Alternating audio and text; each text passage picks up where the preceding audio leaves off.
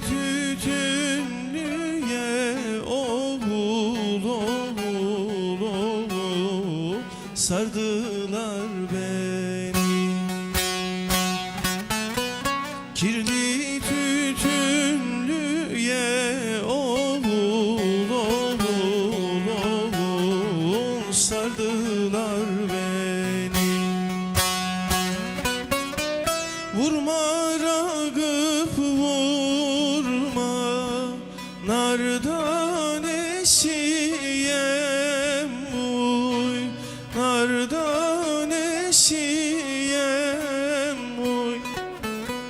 Anamın babamın oğul oğul oğul bir tanesi.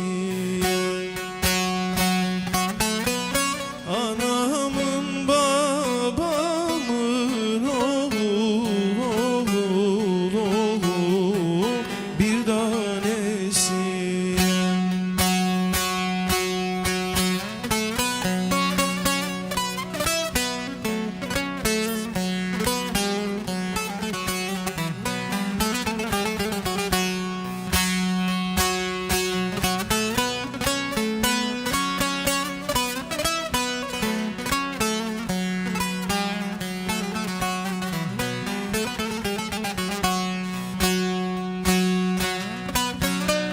Atımı bağladım nar ağacına uy, nar ağacına uy.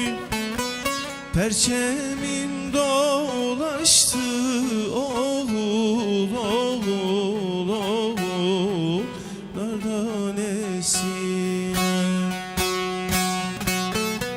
Perçemim dolaştı oğul oğul oğul gül ağacına.